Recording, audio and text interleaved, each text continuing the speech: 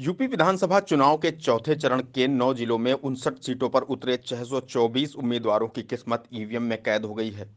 बुधवार को सिख किसान बहुल तराई बेल्ट और लखनऊ सहित अवध इलाके की सीटों पर मतदान हुआ। चुनाव आयोग के मुताबिक चौथे पेज की 59 सीटों पर 61.52% मतदान रहा, जबकि 2017 के विधानसभा चुनाव में इस सीट पर 62.55% वोटिंग रही थी। बता दें कि इस बार सिख और किसान बहुल सीटों पर जमकर मतदान हुआ है। इस फेज में किसान आंदोलन का असर वाले तराई बेल्ट में भी सिख वोटर थे।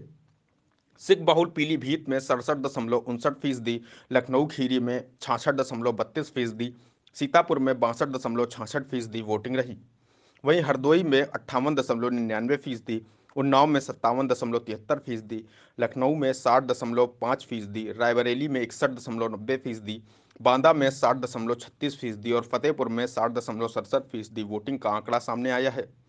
फिलहाल सियासी समीकरण को देखें तो तराई बेल्ट में आने वाले पीलीभीत, लखीमपुर खीरी, सीतापुर में सिख किसान और कुर्मी वोटर अहम हैं। तो अवध के हरदोई, उन्नाव, सीतापुर, रायबरेली, लखनऊ में पासी समुदाय काफी महत्वपूर्ण है। इसके अलावा फतेहपुर और बांदा के इलाके में कुर्मी, निषाद और दलित वोटर अहम हैं। हालांकि अवध की सीटों पर ब्राह्मण और ठाकुर वोटर भी काफी महत्वपूर्ण माने जाते हैं। चौथे चरण में सबसे ज्यादा वोटिंग पीलीभीत में हुई। पीलीभीत में पूरनपुर विधानसभा में सबसे ज्यादा सिख हैं। यहाँ 65% की भारी वोटिंग हुई है, जो पिछली बार से 7% ज्यादा रही। सिख व कुर्मी बाहुल इस इलाके में बीजेपी ने 2017 के चुनाव में सभी चारों सीटें जीती थी। वरुण गांधी यहां से बीजेपी के सांसद हैं, लेकिन वो बागी रुख अपनाए हुए हैं। उनके बयान और सरकार विरोधी ट्वीट लगातार चर्चा में रहे हैं। इसके अलावा लखीमपुर खीरी की घटना से किसान और सिख वोटर की नाराजगी बढ़ी है। ऐसे में बीजेपी के लिए तराई बेल्ट की ज्यादा वोटिंग चुनौती साबित हो सकती है।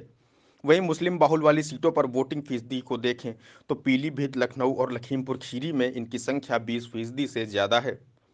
पीलीभीत में 24.11% मुस्लिम आबादी है, जहां 67% वोटिंग रही। तो लखनऊ में मुस्लिम आबादी 21.46% है और यहाँ 60% वोटिंग रही। जबकि लखीमपुर खीरी में 20.08% मुस्लिम आबादी है, यहाँ 65% वोट पड़े हैं। सीतापुर में 20% और फतेहपुर में 25% मुस्लिम हैं, जहां पर मुस्लिमों ने जमकर वोटिंग की है। लिहाजा इस बार 10 मार्च को ईवीएम से जिन्न निकल आए तो कोई बड़ी बात नहीं होगी।